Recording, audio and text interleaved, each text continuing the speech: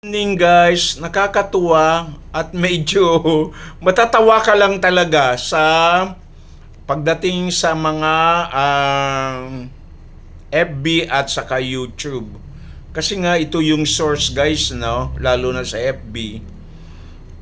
May mga content creator na nagsabi nila na ang followers ng ating idol na si Vice Ganda is from 20 million views down to 19 million views. Doon lang po sila nagbabase.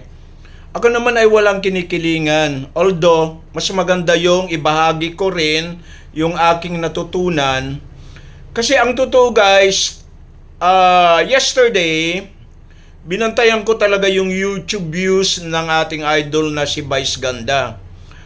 August 10, 2025. 15 million views siya guys sa YouTube channel niya. 15 million views. Ngayon kanina nakita ko August 11, 8:30 in the evening, since gumawa ako ng isang vlog regarding sa ating idol. Nagulat ako guys. 8.6 million, 8.5 million views na lang. Nag-diminish po siya ng 4.6 million sa loob lang ng isang araw. At kung i-check nyo ngayon, ano guys, 14.9 million views na lang.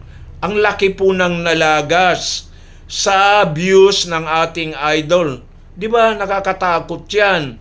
So kung sasabihin ng mga content creator na 1 million views lang sa FB, tignan nyo po yung YouTube account niya. Ako naman ay walang kinakampihan. Gusto ko po silang magbati. Kung sino na po yung mas matalino, siguro yan na yung po yung magpapakumbaba. Kasi po, ang mga ganyang bagay, mga consequences na bagay na ganyan, pag marami kang kaaway at marami kang nasaktan, lalo na kahit sa salita lang guys, parang napakasikip ang dinadaanan mo sa mundo. Parang lalabas ka, titingin ka sa paligid mo, titingin ka sa kanan mo, sa harap mo. Ang hirap yung mga ganyang pagkakataon. Kaya, as much as possible, wala naman akong gusto. Kung sino yung mas matalino, siya na lang po yung magpapakumbaba. Pero I rather go for Vice, idol Vice. Kung ikaw yung parang ganyan, kasi since ikaw naman yung pinagsimulan, it is noble. Humility is also a pride. Hindi masamang humingi ka ng konting dispensa sa kanila kung nakasakit ka sa kanila, nakasagasak sa kanila. Kasi nga, ang hirap yung may kaaway guys. Idol Vice, ang hirap ng may kaaway. Kasi hindi mo alam ang kaaway mo, lalo na kapag malalaking angkan. Hindi mo alam ang numan ang mangyayari. Kasi nga, pati sa panaginip mo, minsan napapanaginipan mo, marami kang kaaway. So it's better to be a humble person, to become to be humility. Humility is a noble. Napaka-nobel po na gawain yan. So, siguro mas maganda yung ganon. Huwag tayong pag-aawayin ang both side guys. Kailangan, dapat, reconciliation. Walang away-away, walang tirahan sa social media.